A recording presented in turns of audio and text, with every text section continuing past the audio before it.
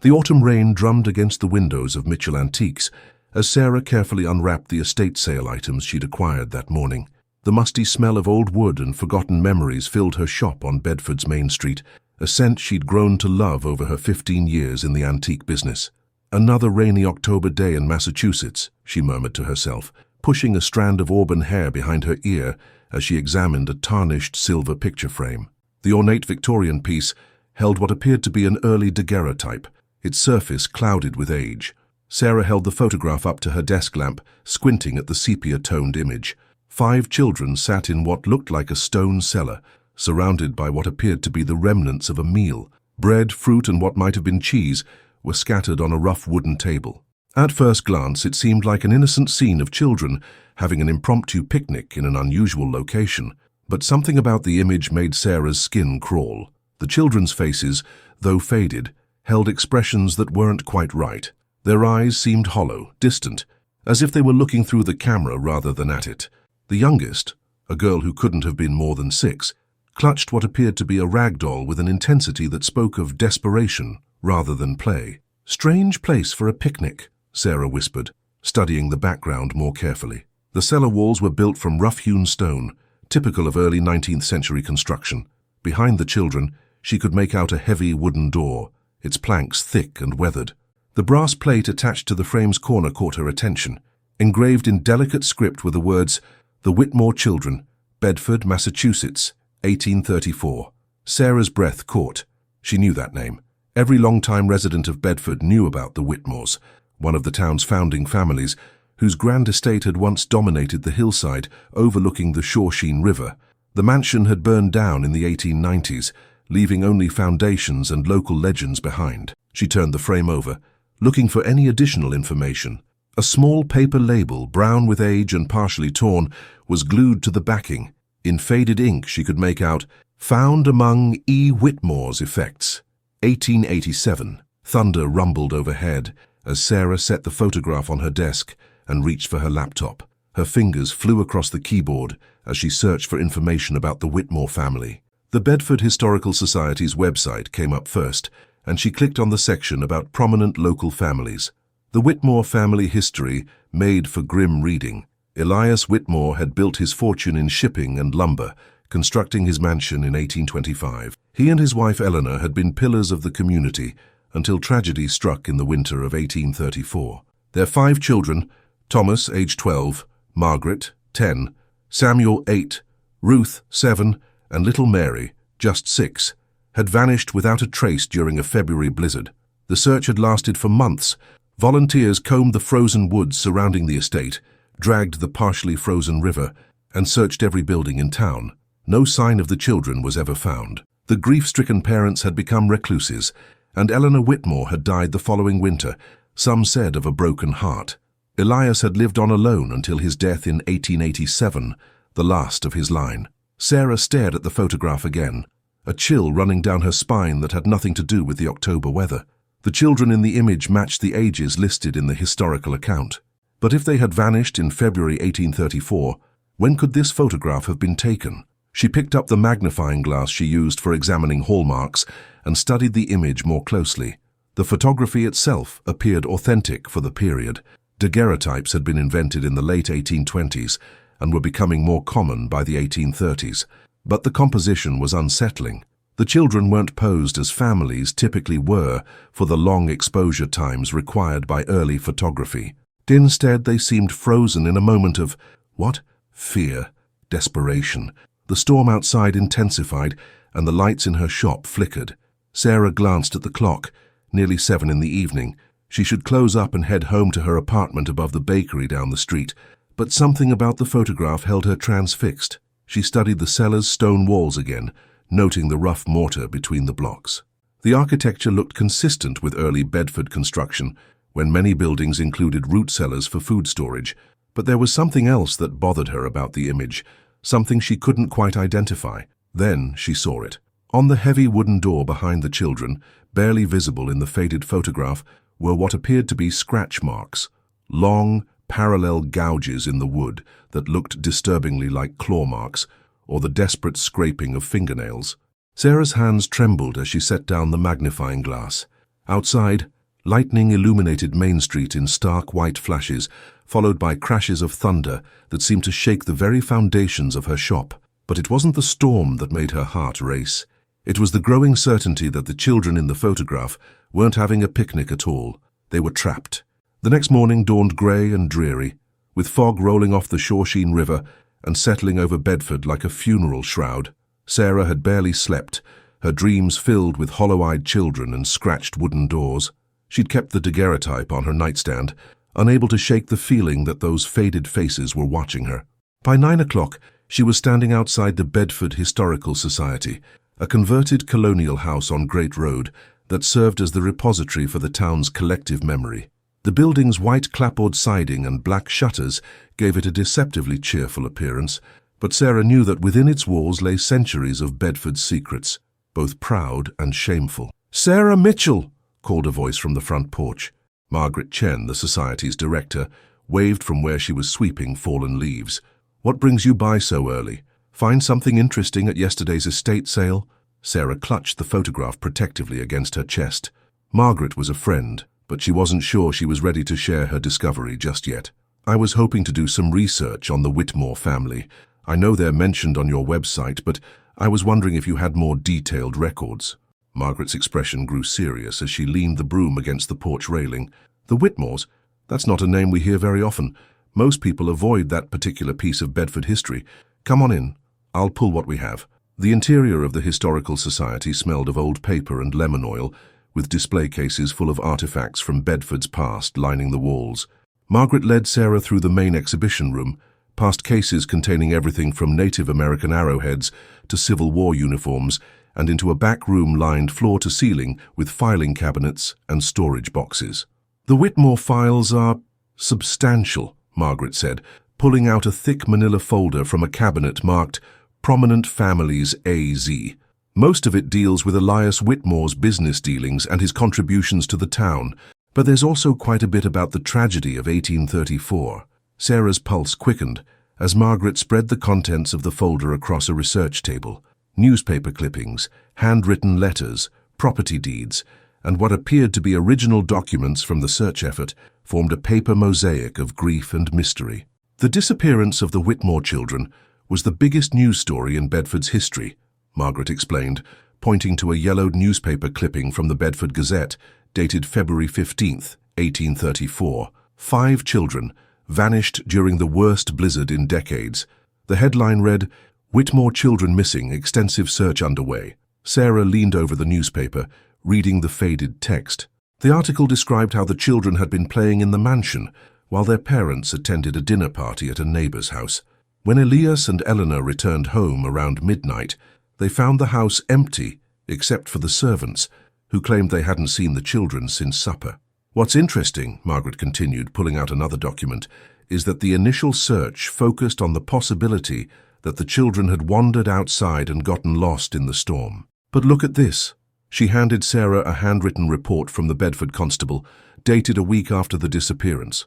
The constable's spidery handwriting was difficult to read, but Sarah managed to make out the key details. A thorough search of the Whitmore mansion and grounds had revealed no signs of struggle, no broken windows or forced doors, and no footprints in the snow leading away from the house. It was as if the children had simply vanished into thin air. "There's more," Margaret said, her voice dropping to almost a whisper. "Some of the search party reports mentioned strange things, sounds coming from underground, scratching noises, but when they investigated, they found nothing." Sarah's hands trembled as she thought of the scratch marks she'd noticed on the door in the photograph. Did they search the cellars thoroughly? That's what makes this case so puzzling. The mansion had several root cellars and storage areas underground. The search teams went through every one of them multiple times. They found old furniture, preserves, wine, but no sign of the children. Margaret pulled out a hand-drawn map of the Whitmore estate, showing the mansion and various outbuildings. This was drawn in 1834 as part of the search documentation. You can see they marked every cellar and basement area they investigated. Sarah studied the map carefully. The main house was shown in detail, with several underground areas clearly marked.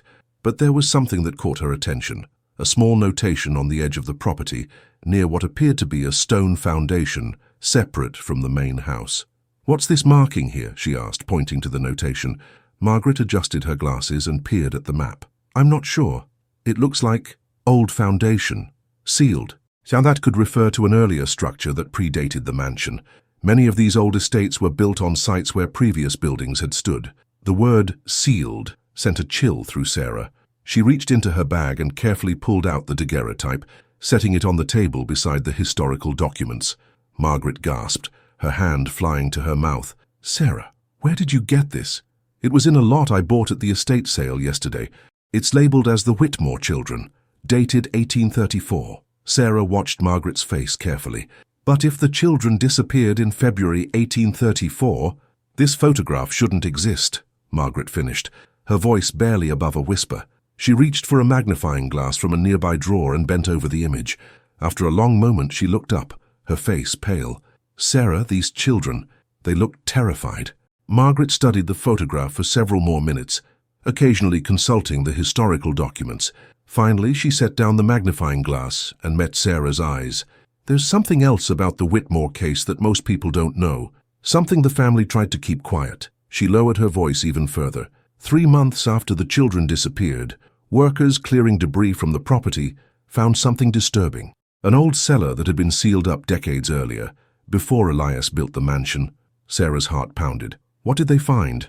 According to a private letter from Elias to his brother, they found evidence that someone had been imprisoned there. Scratch marks on the walls, remnants of old chains, and...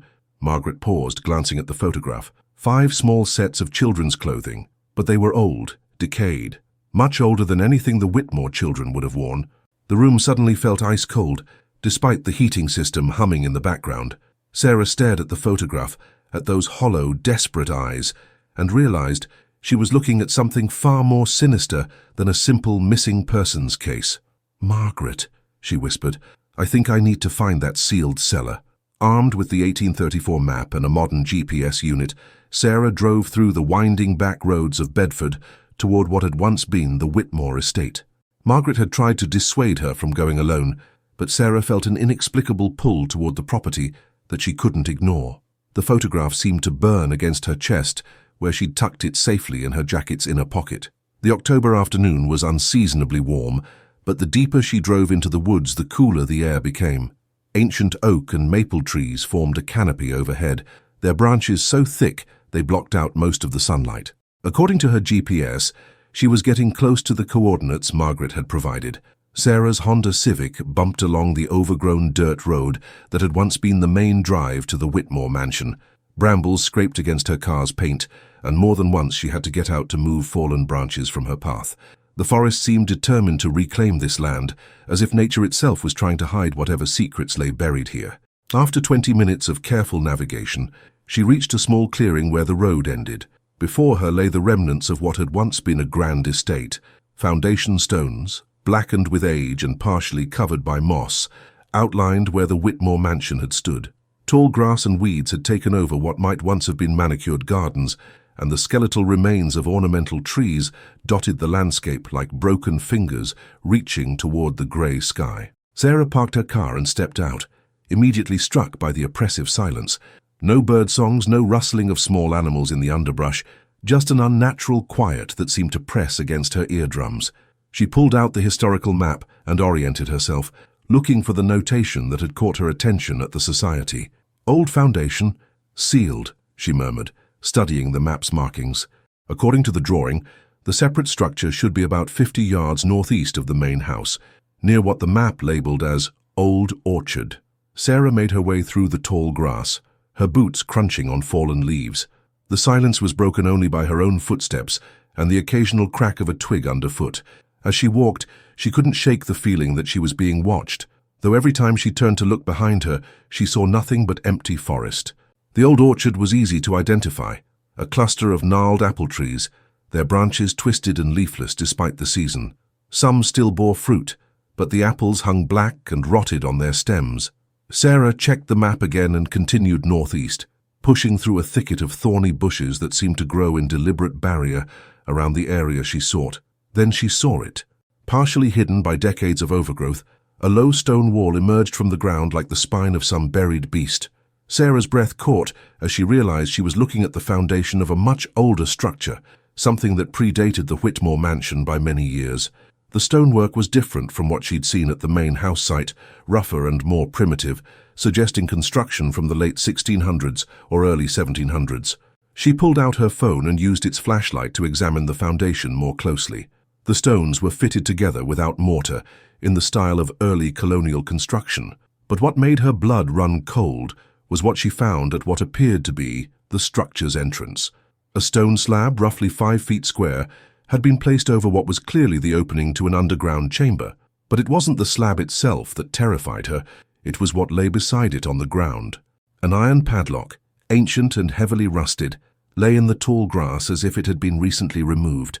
The metal was so corroded that she could barely make out its original shape, but there was no mistaking what it was. Someone had unlocked this entrance, and, recently, Sarah knelt beside the slab, her hands trembling as she tried to peer into the gaps around its edges.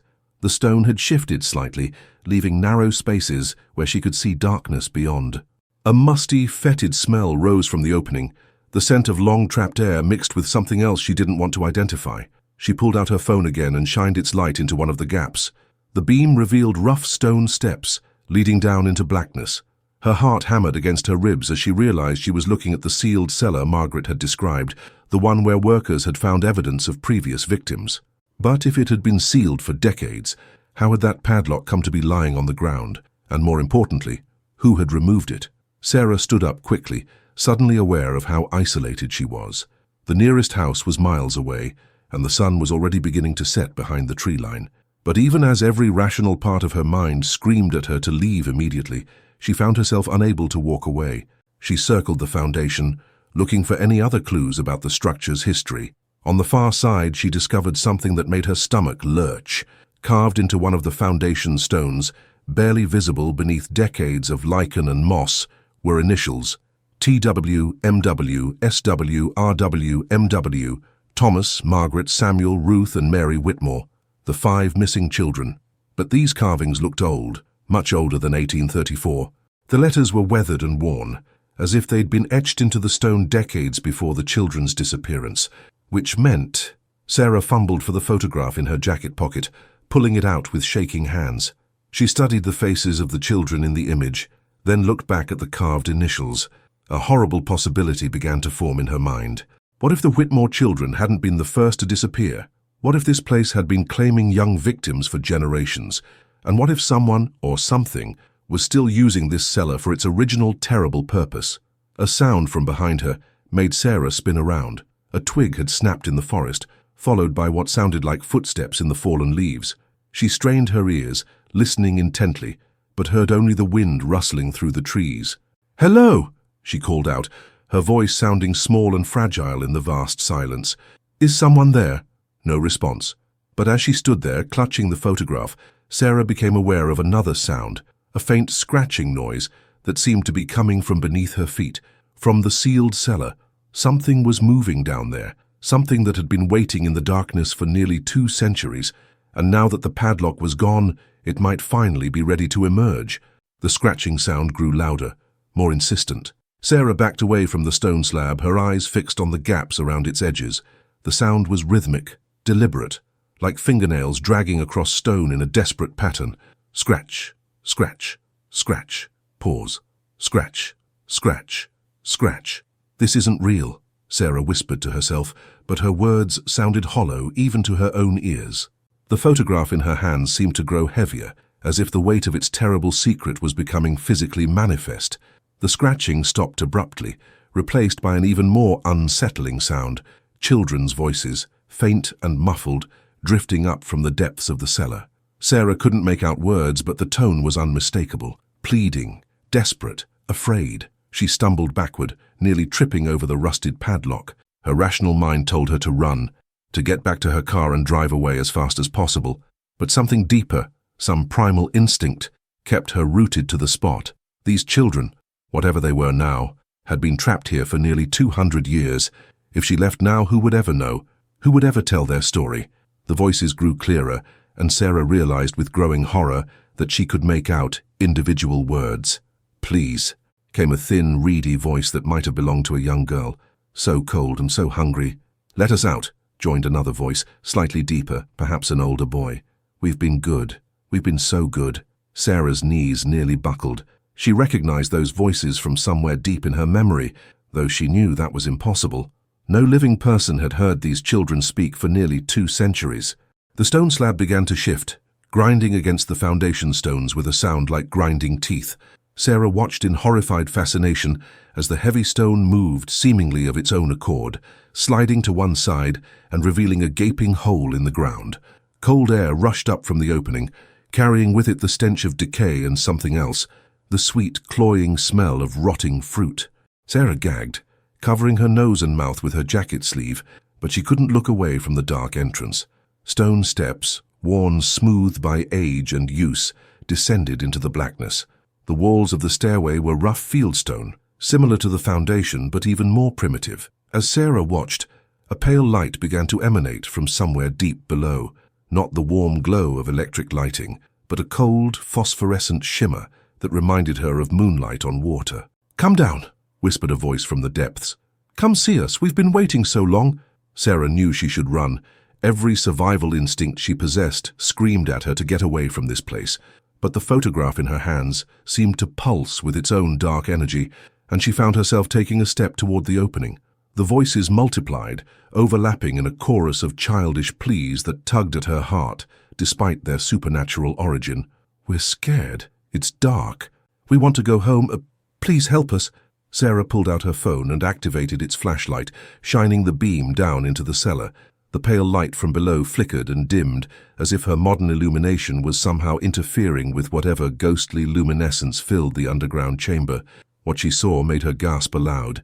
The cellar was larger than she'd expected, stretching back into the darkness beyond her phone's beam. The walls were lined with rough stone shelves, and scattered across the floor were the remnants of what might once have been furniture: a broken wooden table, overturned chairs, fragments of pottery and glass. But it was the far wall that made her blood freeze in her veins. Scratched into the stone, covering nearly every available inch of surface, were marks. Thousands upon thousands of small lines carved deep into the rock. They formed a chaotic pattern of desperation, the kind of mark someone might make while counting days, or trying to claw their way to freedom. And standing before that wall, barely visible in the dim light, were 5 small figures. The Whitmore children stood exactly as they appeared in the photograph: Thomas, Margaret, Samuel, Ruth, and little Mary. Their clothes were the same, their poses identical, even down to Mary clutching her rag doll. But their faces were wrong. Where the photograph showed hollow, distant expressions, the figures below had no faces at all, just smooth expanses of pale skin where features should have been.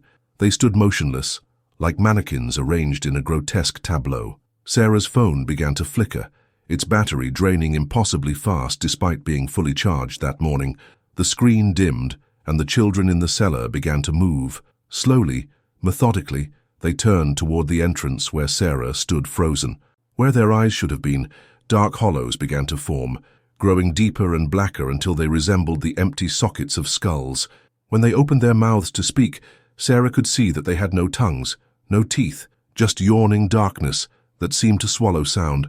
"You found us," they said in unison, their voices coming from everywhere and nowhere at once. "You have our picture. You know our secret." Sarah tried to back away, but her legs wouldn't respond to her commands. The photograph in her hand began to grow warm, then hot, as if it were burning from within. "We've been waiting," the children continued, "waiting for someone to understand, someone to join us." The faceless figure of little Mary stepped forward, her rag doll now clearly visible as a bundle of rotted cloth and bone. "It's nice here," she said, her child's voice echoing from the depths of that terrible hollow mouth. "Once you get used to the dark, once you stop being hungry." Sarah's phone died completely, plunging the area into near darkness save for the cold, phosphorescent glow emanating from the cellar. She could see the children more clearly now, could see how their clothes hung in tatters, how their skin was the pale, waxy color of things that had never seen sunlight. "Who did this to you?" Sarah managed to whisper. "Who locked you down there?" The children tilted their heads in unison like birds listening to a distant sound. "The man," they said, "the hungry man. He said we were special. He said we would help him live forever." "But he got old," added Thomas, the eldest. "He got old and died and forgot to let us out, but it's all right now. We've learned to be patient." We've learned to wait. And now you're here, finished Margaret. Now we don't have to wait anymore. The children began to move toward the stairs, their movements jerky and unnatural, like marionettes controlled by an unskilled puppeteer. Sarah finally found her voice and screamed, the sound echoing through the forest around her. The spell broken, she turned and ran. Sarah crashed through the undergrowth, branches tearing at her clothes and face as she fled toward her car. Behind her she could hear them coming, not footsteps exactly, but a strange rustling sound like dried leaves being dragged across stone. The children's voices followed her through the darkening forest, no longer pleading but singing in a haunting, discordant melody that seemed to come from all directions at once. Ring around the rosy, pocket full of posies. Sarah burst through a thicket of thorns, feeling them slice through her jacket and into her skin. She didn't care about the pain. All that mattered was reaching her car and getting away from this cursed place. The photograph was still clutched in her hand, its edges now singed and blackened, as if it had been held too close to a flame. Ashes, ashes. We all fall down. The singing grew louder, closer. Sarah risked a glance over her shoulder and immediately wished she hadn't. The children were following her, but they weren't running. They were floating just above the ground, their tattered clothes billowing in a wind that she couldn't feel. Their faceless heads tracked her movement with unnatural precision, turning in perfect synchronization like a school of fish changing direction. Sarah's foot caught on a root, sending her tumbling to the forest floor. The photograph flew from her hand, landing face up in the fallen leaves. For a moment, she saw the image differently. The children in the daguerreotype were no longer sitting at their makeshift table. Instead, they were standing, reaching toward the camera with desperate, grasping hands. She snatched up the photograph and scrambled to her feet, her ankle throbbing where she'd twisted it in the fall. The children's song had stopped, replaced by whispered conversations she couldn't quite make out. They were getting closer. The Honda came into view through the trees, and Sarah felt a surge of relief. She fumbled in her pocket for her keys, her hands shaking so badly she could barely grip them. Behind her, the whispers grew louder, more insistent. "She has our picture," came Mary's childish voice. "She knows about the hungry man. She'll tell," added Samuel. "She'll bring others." "We can't let her tell," concluded Thomas, his voice carrying the authority of an eldest sibling even in death. "She has to stay with us now." Sarah reached her car and yanked the door open, throwing herself into the driver's seat. She jammed the key into the ignition and turned it. Nothing. The engine didn't even try to turn over. "No, no, no," she muttered, trying again. The key turned freely, but there was no response from the engine. Not even the sound of the starter engaging. A pale hand pressed against the passenger side window. Sarah screamed and recoiled, pressing herself against the driver's door. Little Mary stood beside the car, her faceless head tilted at an impossible angle. Where her eyes should have been, those terrible dark hollows seemed to pull at Sarah's gaze, threatening to draw her consciousness into their depths. More hands appeared on the windows, small ghostly palms that left no prints on the glass, but radiated cold so intense that frost began to form around their edges. The children surrounded the car, their voices once again joining in that eerie chorus. "Come out and play," they sang. "Come down and stay. The hungry man is gone away, but we know how to make you stay." Sarah tried the ignition again, pumping the gas pedal desperately. This time the engine turned over once, twice, then died. The children's singing grew louder, more discordant, as if her attempts to escape were somehow fueling their supernatural energy. Through the windshield, she could see Thomas approaching from the front of the car. His movements were more purposeful now, less like a child, and more like something ancient and predatory, wearing a child's form. When he placed his hands on the hood, the metal began to buckle and twist under his touch. The engine suddenly roared to life. Sarah didn't question the miracle. She threw the car into reverse and floored the accelerator. The Honda shot backward, and she felt a sickening impact as the vehicle passed through one of the children. For a moment, the interior of the car filled with an Arctic wind that carried the scent of grave earth and rotting flowers. She spun the wheel and shifted into drive, tires spinning in the loose dirt as she accelerated down the overgrown road. In her rearview mirror, she could see the children standing in the clearing, their forms growing smaller but no less terrifying. Even at this distance, she could see them watching her retreat, with those empty, hollow faces. But as she reached the main road and the Whitmore estate disappeared behind the trees, Sarah realized with growing horror that her ordeal was far from over. The photograph on the passenger seat beside her was changing again. The children in the image were no longer in the cellar. They were outside, standing in a forest that looked remarkably like the one she'd just fled. And they were looking directly at the camera with expressions of patient, terrible hunger. Sarah's hands gripped the steering wheel so tightly, her knuckles turned white. She had escaped the estate, but she had a sinking feeling that she hadn't escaped the children. Whatever force had kept them imprisoned in that cellar for nearly 2 centuries had been broken, and now they were free to follow her wherever she went. The photograph began to smolder again, filling the car with the acrid smell of burning chemicals. As Sarah drove through the darkening Massachusetts countryside, she could swear she heard children's voices drifting from the radio, even though she hadn't turned it on. "We know where you live," they whispered through the static. "We know where you work. We know where you sleep." Sarah pressed harder on the accelerator, racing toward the lights of Bedford's town center. But deep down she knew that no amount of distance would be enough to escape what she had unleashed. The Whitmore children had been waiting for nearly 200 years. They had learned patience. They had learned hunger. And now they had learned how to hunt. Sarah barely made it to her apartment above the bakery before collapsing on her couch, her whole body shaking from adrenaline and terror. The photograph lay on her coffee table where she'd thrown it, its surface now completely black, except for 5 pale shapes that moved slowly across the darkened image like phantoms in a coal mine. She tried calling Margaret at the Historical Society, but the phone went straight to voicemail. When she attempted to call 911, the line filled with static and what sounded like children's laughter before going dead. Her cell phone showed full bars, but every number she dialed resulted in the same eerie interference. As night fell over Bedford, Sarah realized she was truly alone. She made herself a cup of tea with trembling hands, trying to process what she had witnessed. The rational part of her mind insisted that she had suffered some kind of breakdown, that stress and an overactive imagination had conjured the entire experience. But the photograph on her table proved otherwise. It was real, tangible evidence that something supernatural was at work. Around midnight, the disturbances began. It started with soft scratching sounds from within the walls, so faint that Sarah initially dismissed them as mice or settling wood. But the scratches came in patterns. 3 quick scratches, pause, 3 more, the same desperate rhythm she had heard at the cellar.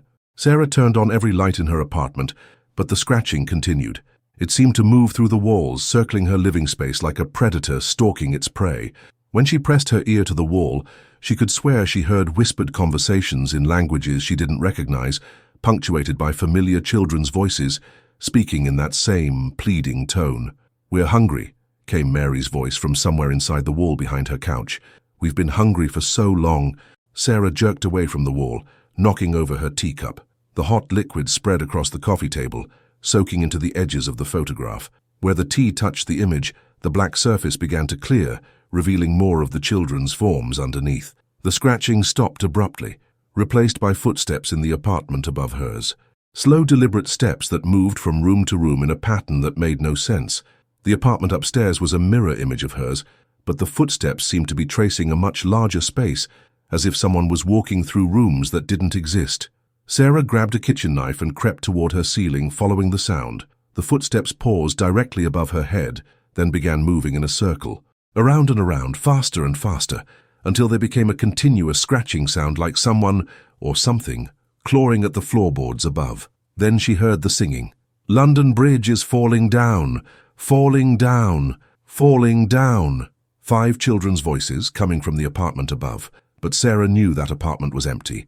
Mrs. Henderson, the elderly woman who lived there, had moved to a nursing home 3 months ago, and the landlord hadn't found a new tenant yet. "London Bridge is falling down, my fair lady." The singing grew louder, more distorted, as if it were being played through an old phonograph with a broken needle. Sarah could hear other sounds now, furniture being moved, dishes clattering, the sound of running water from pipes that had been disconnected months ago. She crept to her window and peered out at the street below. Bedford's main street was deserted, the streetlights casting long shadows between the historic buildings.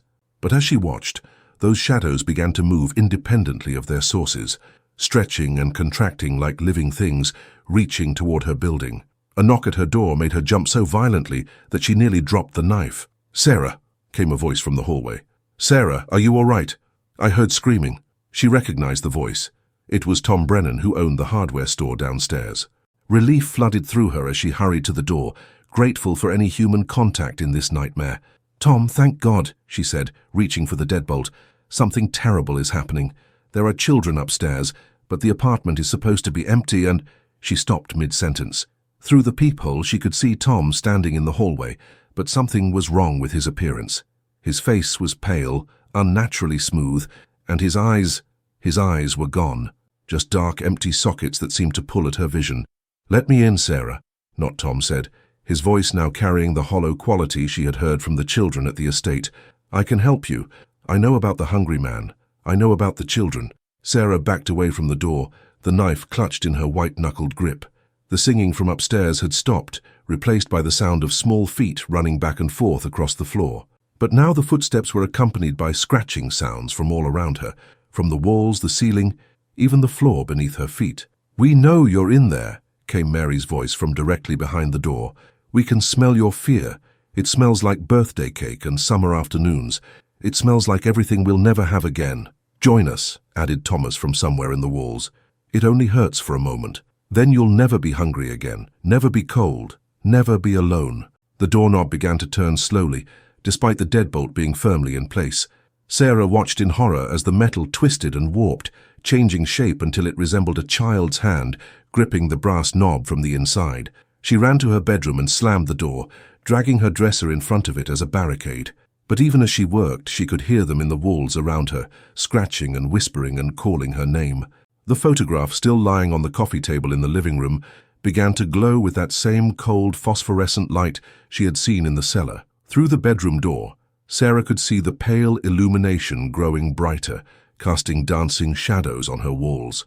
And in those shadows she could make out the silhouettes of 5 children, standing patiently in her living room, waiting for her to come out and play. Sarah pressed her back against the far wall of her bedroom, the knife trembling in her hands. She had nowhere left to run, and the children had all night to wait. Outside her window, storm clouds gathered overhead, and the first drops of rain began to fall like tears from a pewter sky. Sarah huddled in the corner of her bedroom as the rain intensified outside, drumming against her window like skeletal fingers demanding entry. The children's voices had grown quiet, but their presence was still palpable, a cold weight pressing against the walls of her makeshift fortress. Then, cutting through the supernatural silence, came a different voice, adult, male, and filled with an authority that made the children's whispers fade to nothing. Enough. The single word echoed through Sarah's apartment with the force of a thunderclap. The scratching in the walls stopped immediately, and even the storm outside seemed to pause in deference to this new presence. "You were not called," the voice continued, speaking to the children with cold displeasure. "Return to your rest until I have need of you." Sarah pressed her ear to the bedroom door, straining to hear the children's response. When it came, their voices were small, frightened, nothing like the predatory whispers she had been hearing all night. "But father," came Thomas's voice, now sounding truly like a child instead of something ancient wearing a child's mask. "She found us. She has the picture. She knows—" "She knows nothing," the adult voice snapped, "and she will learn nothing more. Not yet. I am not ready for visitors." "Please, father," Mary's voice joined in, plaintive and desperate. "We're so hungry. We haven't fed in so long." "Just let us—" "I said enough!" The voice exploded with rage that shook the building's foundations. "You will return to the cellar and wait. The woman is mine to deal with." Sarah heard what sounded like children crying, real tears, not the hollow mockery of emotion she had witnessed earlier. The supernatural cold that had filled her apartment began to dissipate, and the phosphorescent glow from the living room gradually faded. After several minutes of silence, the adult voice spoke again, but now it was addressing her directly. "Sarah Mitchell," it said, and somehow she knew the speaker was standing just outside her bedroom door. "You have caused me considerable inconvenience." Sarah's throat felt like sandpaper, but she managed to force out words. "Who are you? What do you want?" A low chuckle echoed through the apartment. "I am disappointed, Miss Mitchell. I thought someone who dealt in antiques would have a better appreciation for history. Surely you must have guessed by now who I am." The truth hit Sarah like a physical blow. "Elias Whitmore." "Very good, though I must admit I haven't used that name in decades. It's been inconvenient to maintain a single identity for so long, but yes, I was Elias Whitmore when this sorry tale began." Sarah's mind raced. Elias Whitmore had died in 1887, over 130 years ago. But the voice speaking to her was strong, vital, filled with the confidence of someone very much alive. "You're dead," she whispered. "You died in 1887. Death," the voice mused, "is such a limiting concept. I discovered long ago that there are ways around such inconveniences, ways that require sacrifice." "The children," Sarah breathed, the full horror of the situation finally becoming clear. "You killed your own children." "Killed?" The voice sounded genuinely offended. "Miss Mitchell, you wound me. I saved them. I gave them eternal life just as they gave it to me. They were my first experiments, you understand. My beloved test subjects." The bedroom door began to creak, though Sarah was certain she had locked it. Through the growing gap, she could see a tall figure silhouetted against the dim light from her living room.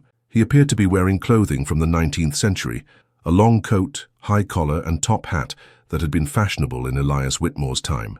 "I was dying, you see," the figure continued conversationally as he pushed the door open wider. "Consumption, the doctors called it, a wasting disease that would have taken me within months. But I had been studying certain texts, ancient knowledge about the transfer of life force from one vessel to another." Sarah pressed herself harder against the wall, the knife held out in front of her with both hands. "You murdered your children to save yourself." "I preserved them," he corrected, stepping fully into the bedroom. Up close, Sarah could see that his face was wrong, too smooth, too perfect, like a wax figure that had been melted and reformed too many times. His eyes were the worst part, ancient, weary things that held the accumulated pain of nearly 2 centuries. "They don't age, Miss Mitchell. They don't sicken. They don't truly die. Yes, they hunger. The process requires a certain amount of sustenance. But they are eternal, just as I am eternal." "They're suffering," Sarah said, finding courage she didn't know she possessed. "They've been trapped in that cellar for 200 years, starving and afraid." Elias's expression darkened. "They are ungrateful. I gave them everything, immortality, freedom from the concerns of mortal flesh, and still they complain. Still they beg to go home, as if there were anywhere else for them to go." "Let them go," Sarah pleaded. "Let them rest. End this madness." "End it?" Elias laughed, the sound like breaking glass. "Miss Mitchell, I am just beginning. Do you know how many identities I have worn over the past 2 centuries? How many lives I have lived? I have been a railroad baron, a steel magnate, a shipping merchant. I have accumulated wealth and power beyond imagination, all because I discovered the secret of true immortality." He moved closer, and Sarah could smell the scent that clung to him, old earth, mouldering fabric, and something sweet and sick that made her stomach turn. "But the process requires periodic renewal. The children's energy sustains me for decades at a time, but eventually I need fresh sources, young sources. And you, my dear Miss Mitchell, have such vibrant life force, such potential." Sarah lashed out with the knife, but her hand passed through Elias as if he were made of smoke. He tutted disapprovingly. Now, there's no need for violence. The process is quite peaceful, really. You'll join my children, and they'll have a new sister to play with. And I'll have another century or 2 of life to enjoy." "The padlock," Sarah said suddenly, understanding flooding through her. "You removed the padlock. You let them out." Elias nodded approvingly. "Very clever." "Yes, I released them. They had grown restless. 2 centuries in that cellar had made them difficult to control. I thought perhaps a little freedom, a chance to hunt, might restore their obedience. But they found me first. Indeed. And now I find myself in the awkward position of having to choose between disciplining my children and acquiring a new source of sustenance." His smile was terrible, revealing teeth that were too white, too perfect. "Fortunately, I believe I can accomplish both goals simultaneously." Elias raised his hand, and Sarah felt an invisible force grip her throat. She couldn't breathe, couldn't move, as that ancient presence began to draw the life force from her body. But as darkness crept in around the edges of her vision, Sarah heard something that gave her hope. The sound of children's voices, no longer pleading or desperate, but angry. The Whitmore children were coming back, and this time they weren't coming for her. The temperature in Sarah's bedroom plummeted so rapidly that her breath began to fog. Elias's grip on her throat loosened as his attention shifted to the supernatural cold flooding the room. His perfect features twisted into a scowl of annoyance. "I told you to return to the cellar," he said, his voice carrying the authority of a patriarch accustomed to absolute obedience. "You will obey me." But the children's response was different this time. Where before their voices had been submissive and frightened, now they carried a note of rebellion that made the very air crackle with tension. "No, Father," came Thomas's voice from the living room, but it was stronger now, more mature than the 12-year-old boy he had been in life. "We've been listening. We've been learning. We know what you really are." Elias released Sarah completely, spinning toward the doorway as 5 small figures materialized in the bedroom. But these weren't the faceless phantoms Sarah had encountered earlier. The children's features had returned, pale and ethereal, but recognizably human.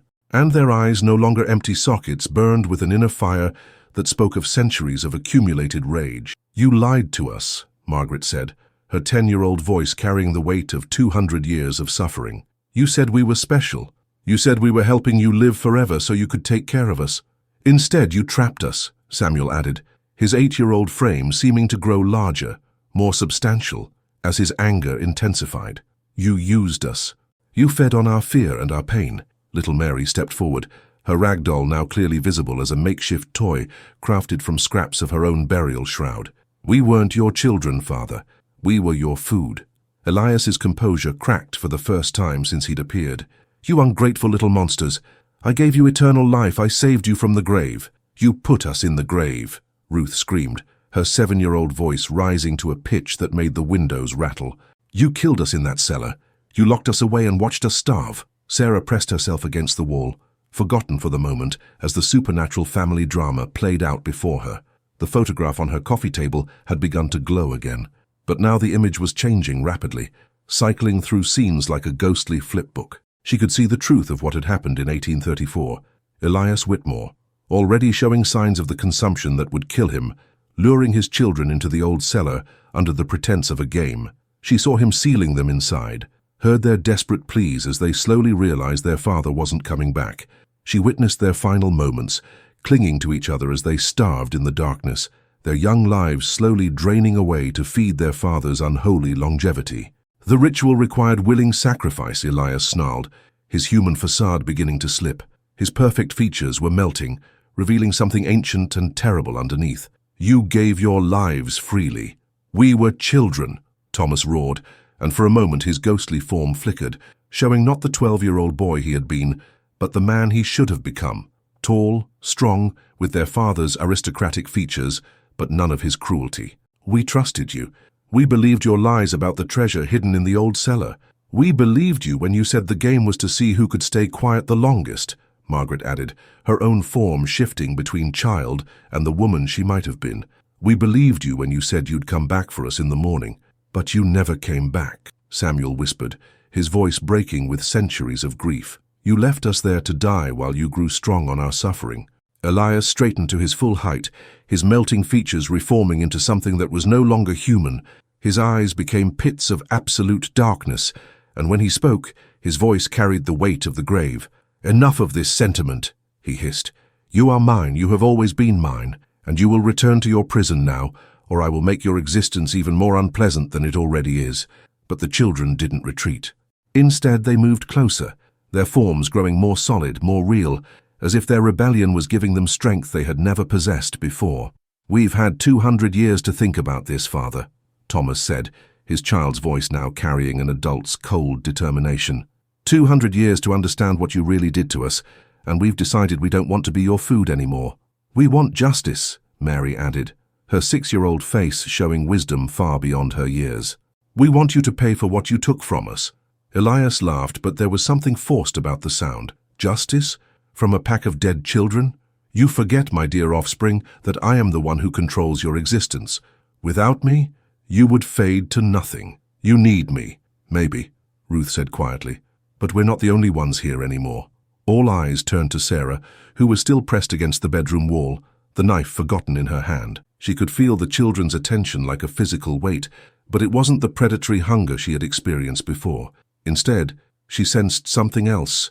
Hope. "The lady has life," Mary said, her child's voice filled with wonder. "Real life, warm life, the kind we used to have." "And she's angry too," Samuel observed. "Angry at what you did to us. Angry at what you tried to do to her." Sarah found her voice at last. "Yes," she said, looking directly at Elias. "I am angry. What you did to these children is unforgivable. Elias's form began to waver, as if her words had physical force. "Your opinion is irrelevant, woman. You will join them in servitude, and this discussion will end." But when he raised his hand to seize her again, nothing happened. Sarah remained free, breathing normally, very much alive. "What?" Elias stared at his hand in confusion. "This is impossible.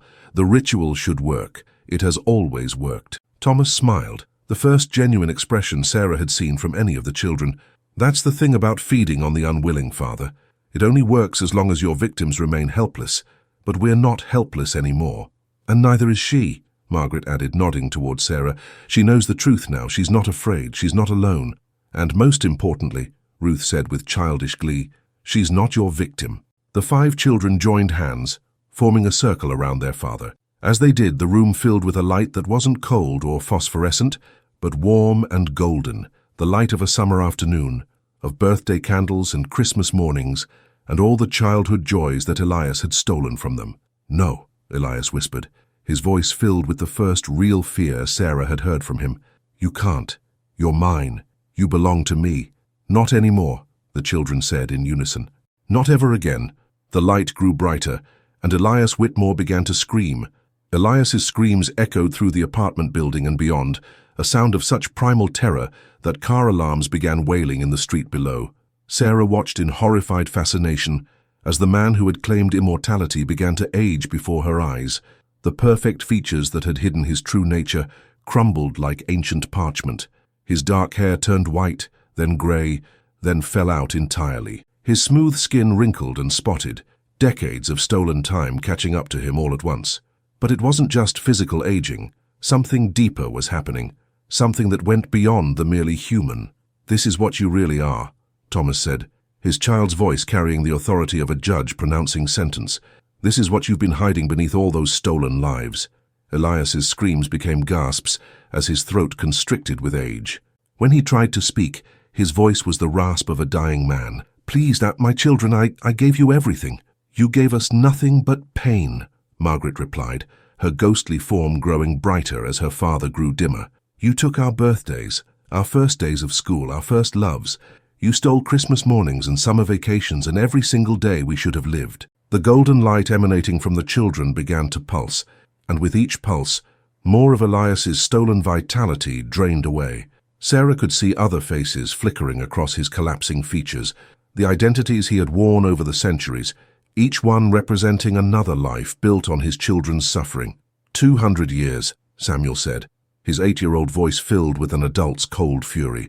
200 years of feeding on our fear while you played at being alive, while you attended parties and made money and pretended to be human.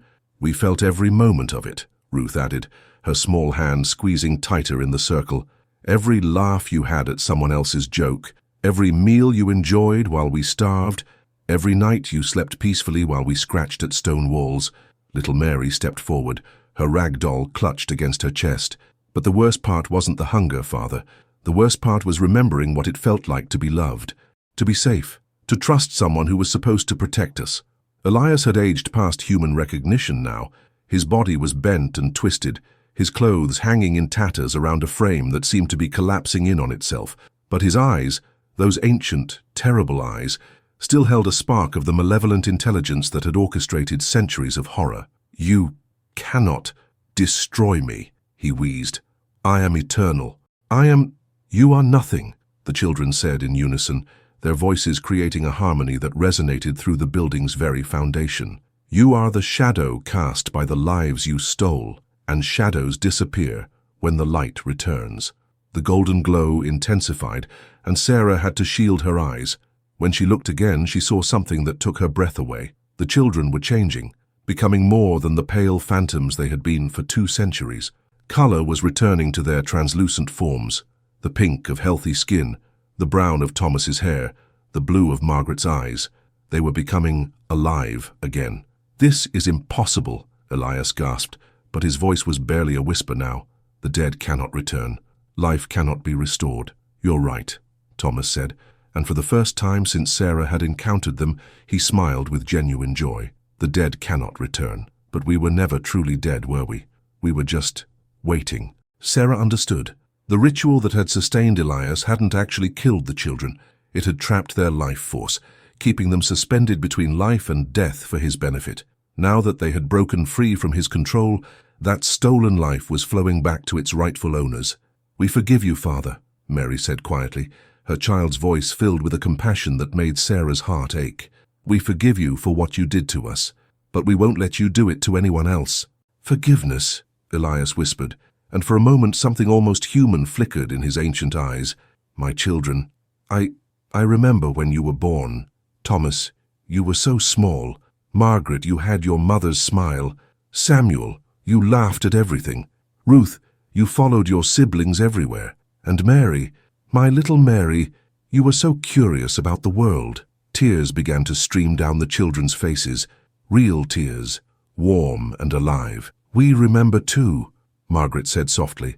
"We remember the father you were before the sickness took you, before the fear made you desperate, before you chose yourself over us," Samuel added, but without malice now. "We remember the man who read us bedtime stories and taught us to ride horses and promised to always keep us safe. That man died long before we did," Ruth said, "but we forgive him too."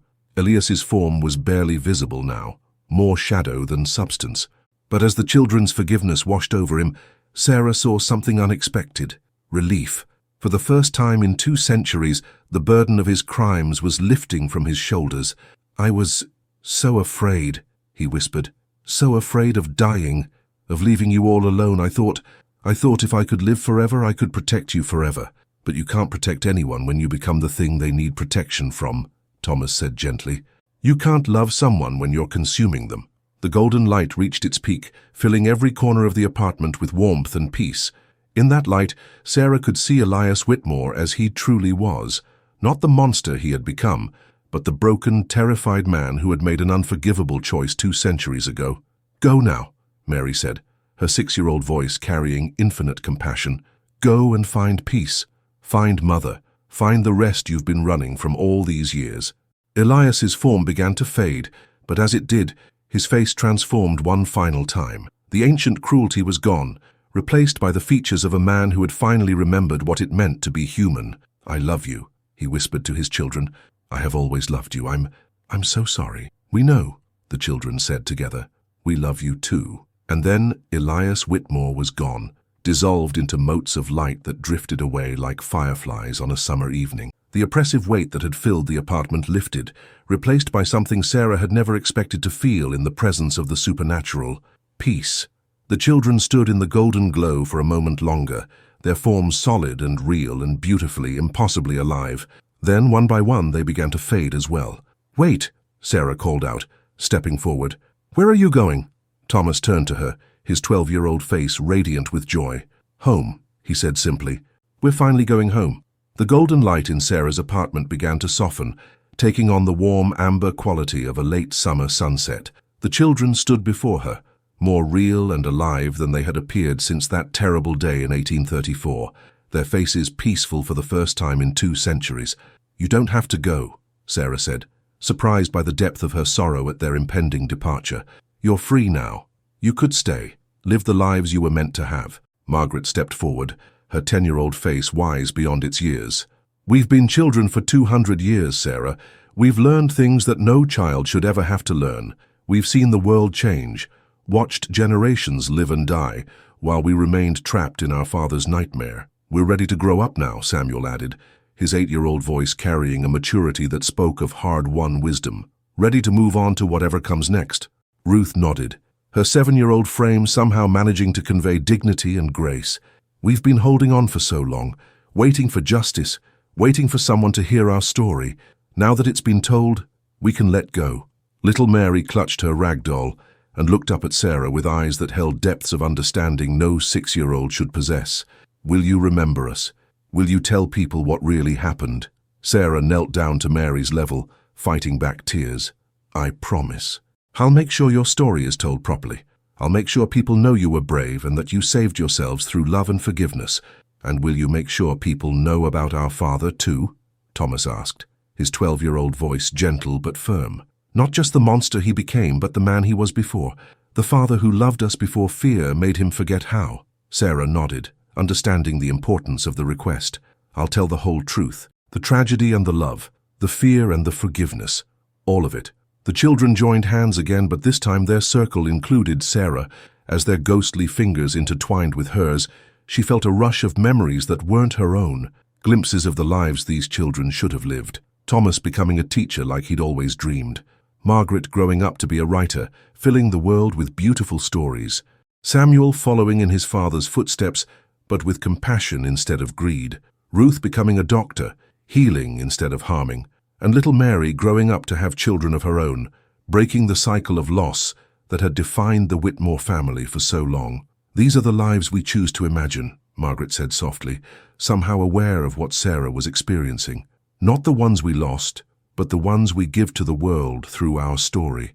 Every person who hears about us and chooses compassion over cruelty, forgiveness over revenge, they're living pieces of the lives we never had. You've given us the greatest gift possible, Thomas added. You've given us the chance to end our story on our own terms, with love instead of fear. The light around them began to pulse gently, and Sarah could feel the children's presence starting to fade. But it wasn't the cold dissolution she had expected. It was warm, peaceful, like watching friends depart on a long-awaited journey. There's something else, Ruth said, her voice growing distant but urgent. Something important you need to know. The photograph, Samuel added. It was never just a picture. It was a window, a way for our father to watch the world, to find new victims when he needed to feed. Sarah's blood ran cold. Are there others? Other photographs? Mary nodded sadly. He made many over the years. Different children, different times. Some are in museums now, others in private collections. But they're all connected to him, all windows he could use. But not anymore, Thomas said firmly. With his death, the connection is broken. The photographs are just photographs now, memories of tragedy but not tools of evil. Still, Margaret added, you should find them if you can. Give those children's stories the same respect you've given ours.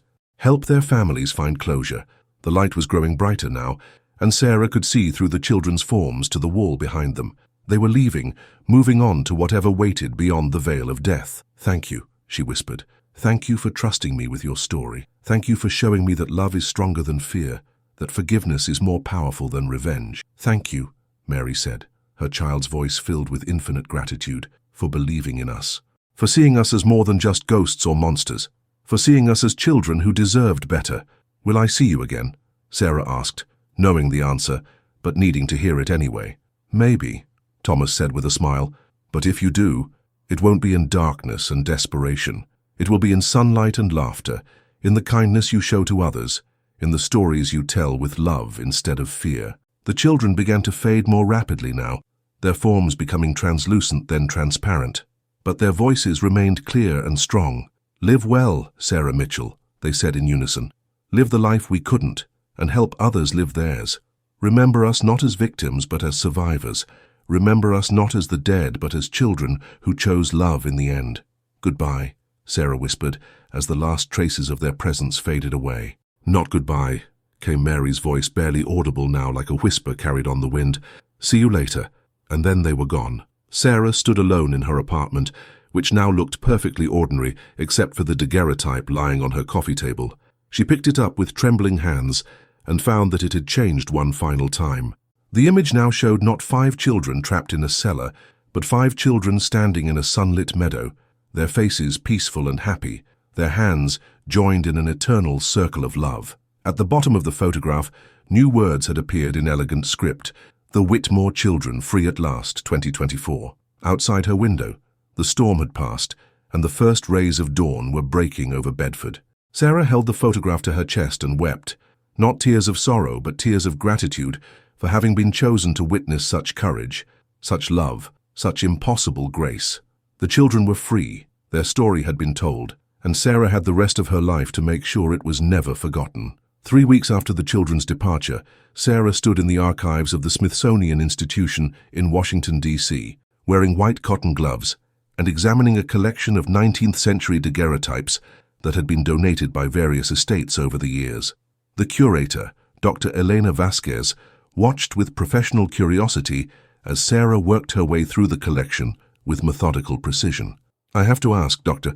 Vasquez said, adjusting her glasses as she observed Sarah's careful examination of each photograph. What exactly are you looking for? You mentioned on the phone that you were researching missing children cases from the 1800s, but this seems more personal than academic. Sarah paused, holding a daguerreotype of 3 children posed stiffly in Victorian dress. Their eyes held the same hollow, distant quality she had learned to recognize. I'm looking for stories that need to be told, she said simply. Children whose disappearances were never properly explained. She had spent the past 3 weeks following the trail that Thomas, Margaret, Samuel, Ruth, and Mary had revealed to her. Starting with the Bedford Historical Society's expanded records, she had traced Elias Whitmore's various identities through 2 centuries of American history. The man had been prolific in his evil, operating under dozens of names in cities from Boston to San Francisco. Each identity had lasted roughly 20 to 30 years before Elias would stage his own death and emerge elsewhere with a new name, a new fortune, and a carefully constructed backstory. But in each location, without fail, children had gone missing during his residence. Children whose disappearances had been attributed to runaways, accidents, or unsolved kidnappings. Dr. Vasquez, Sarah said, setting down the photograph with trembling hands. I need to see the provenance records for this image.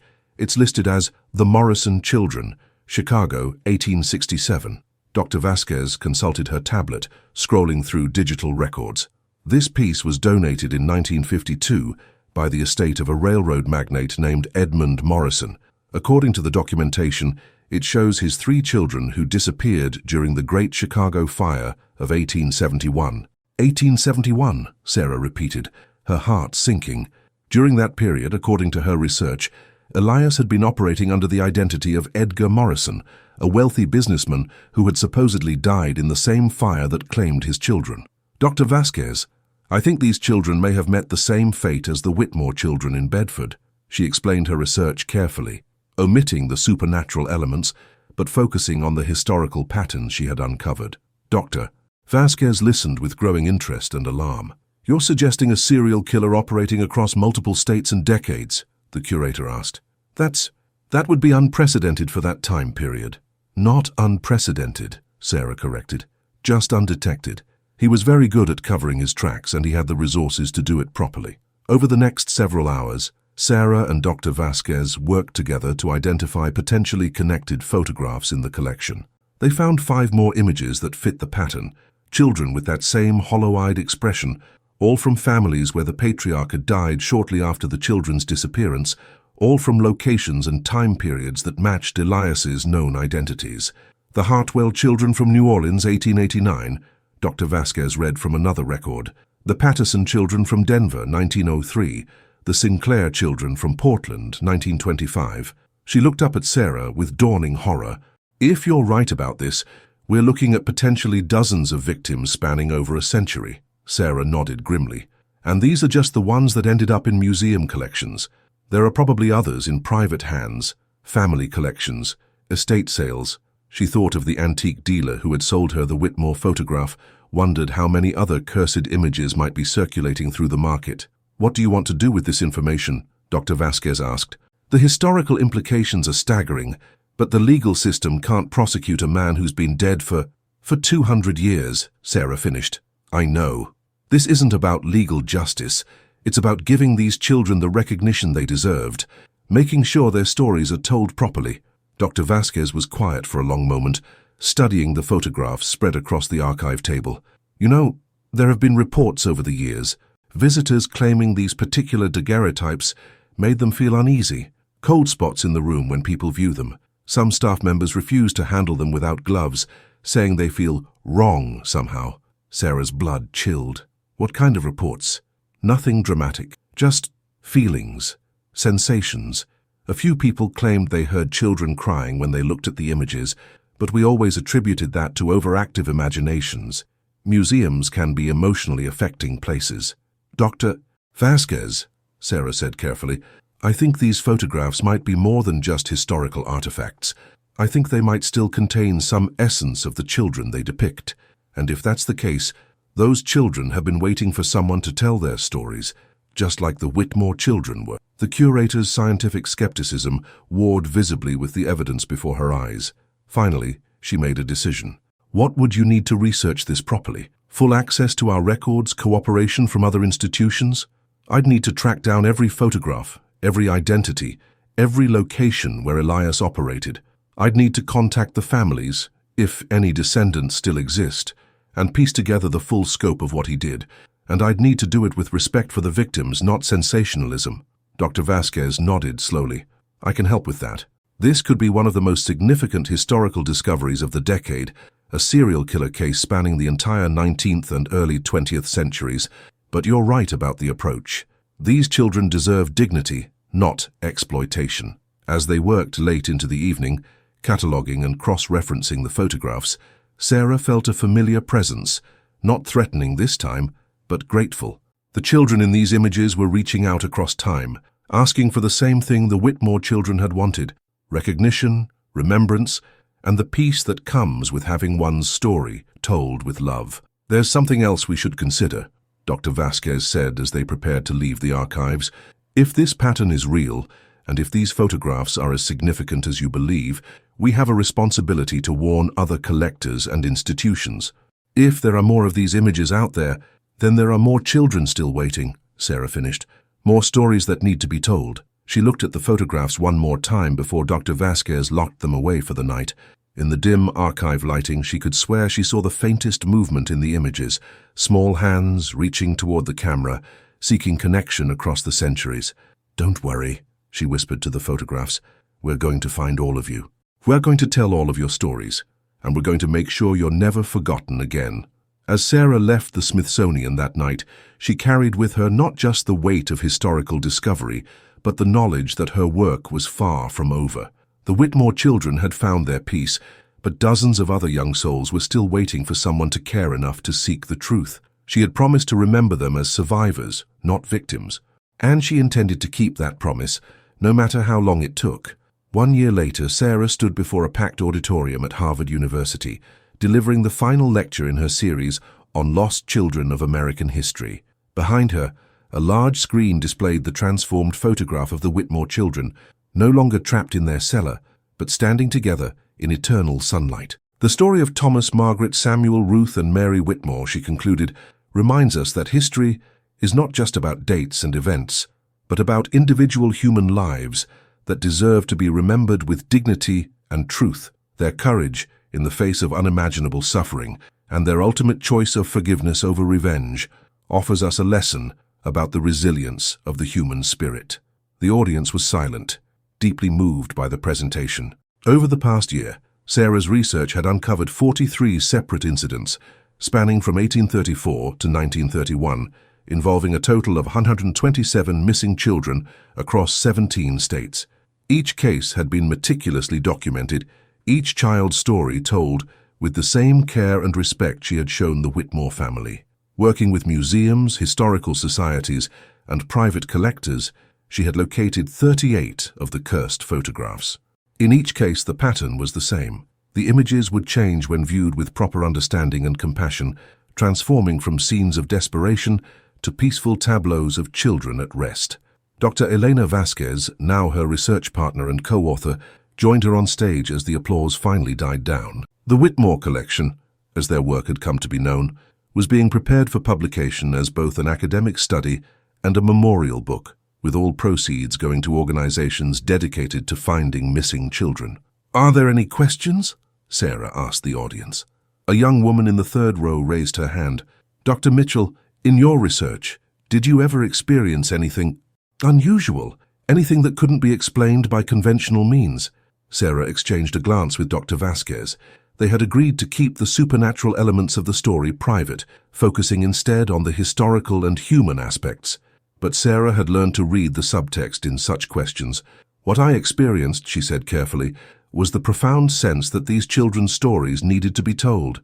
Sometimes, when we approach history with genuine compassion and respect, we can feel the weight of untold truths pressing against the boundaries of what we think we know."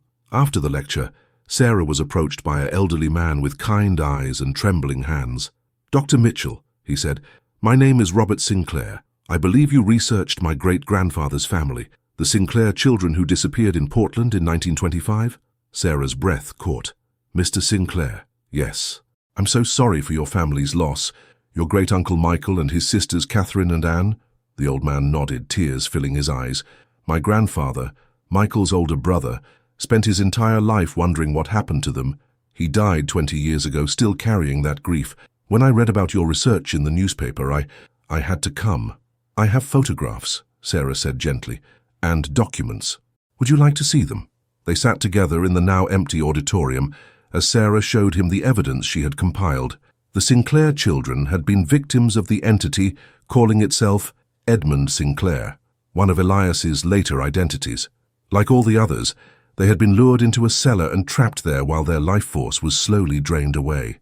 I always felt them, Robert said softly, studying the photograph of his 3 young relatives. Growing up in that house in Portland, I always felt like there were children playing just out of sight. My mother said it was my imagination, but you knew better, Sarah finished. Children often sense these things more clearly than adults. As Robert examined the photograph, Sarah saw something wonderful happen. The image began to change, just as the Whitmore photograph had. The 3 Sinclair children, previously shown huddled in a dark basement, were now standing in a bright garden, their faces peaceful and happy. They look, Robert whispered, they look like they're finally free. They are, Sarah assured him. They all are now. Over the following weeks, Sarah was contacted by dozens of descendants and relatives of the victims. Each encounter followed a similar pattern. Family members who had carried inexplicable grief for generations, who had always felt the presence of lost children, who had wondered about cold spots and whispered voices and photographs that seemed to watch them from picture frames. In each case, when the photographs were viewed with love and recognition rather than fear, they transformed. The children moved from scenes of captivity to scenes of peace, their faces changing from desperation to serenity. Dr. Vasquez documented each transformation with scientific rigor, though she admitted privately that no conventional explanation could account for what they were witnessing. I've been forced to expand my definition of what constitutes historical evidence, she told Sarah. Sometimes the most important truths can't be measured or quantified. The final breakthrough came 6 months later, when Sarah received a call from a private collector in San Francisco. He had acquired a daguerreotype at an estate sale, 5 children, in what appeared to be a wine cellar, dated 1931. It was signed E. Morrison in the corner. That's the last one, Sarah told Dr. Vasquez as they flew to California. Elias's final victims before the children finally stopped him. The photograph showed the Henderson children, David, Susan, Robert, Patricia, and little Emily, who had disappeared during the Great Depression. Their great-niece, now in her 70s, met Sarah and Dr. Vasquez at the collector's home. Aunt Emily would have been 96 if she had lived, the woman said, her voice filled with decades of sorrow. She was only 4 when they all vanished. The family never recovered. As they gathered around the photograph, Sarah felt a familiar presence. Not just the Henderson children, but all of them. All 127 young souls who had been trapped for so long were here, lending their strength to these final 5. The transformation was the most dramatic yet. The cellar scene dissolved entirely, replaced by an image of all the children together, every single victim Sarah had researched over the past year. They stood in a vast meadow under an endless blue sky, their hands joined in an enormous circle of love and forgiveness, and at the center of the circle stood 5 familiar figures: Thomas, Margaret, Samuel, Ruth, and Mary Whitmore, no longer the desperate phantoms Sarah had first encountered, but radiant children whose courage had saved not only themselves, but dozens of others. "Thank you," came a whisper that seemed to fill the room, carried by the voices of 127 children speaking in perfect harmony. "Thank you for setting us free. Thank you for telling our stories. Thank you for helping us find each other." The photograph began to glow with that same golden light Sarah remembered from her apartment, and for a moment, the entire room was filled with the laughter of children at play. Then the light faded, leaving behind an image of such beauty and peace that everyone present was moved to tears. "They're together now," Sarah said softly. "All of them. They found each other, and they're finally at peace." As Sarah flew back to Boston that evening, she reflected on the journey that had begun with a simple daguerreotype purchased at an estate sale. She had started as an antique dealer looking for a profit, but had become something far more important: a voice for the voiceless, a storyteller for those whose stories had been buried beneath centuries of silence. The Whitmore children had taught her that love was stronger than fear, that forgiveness was more powerful than revenge, and that sometimes the most important work we can do is simply to listen to those who need their stories told. Her phone buzzed with a text message from an unknown number. Found another photograph at a flea market in Vermont. 5 children, 1847. Could this be connected to your research? Sarah smiled and typed back, I'll be there tomorrow. The work would continue. There were always more stories to uncover, more children to remember, more families to heal. And Sarah Mitchell, former antique dealer turned historian of the lost, would be there to ensure that no child's story would ever be forgotten again. Outside her airplane window, the lights of New England spread below like stars, and Sarah could swear she heard the faint sound of children singing, not in sorrow or desperation, but in pure, joyful celebration of stories finally told and souls finally free. The nightmare was over. The healing had begun. And somewhere in the space between memory and eternity, 127 children played together in endless sunlight, their laughter echoing across time to remind the living that love, in the end, always wins.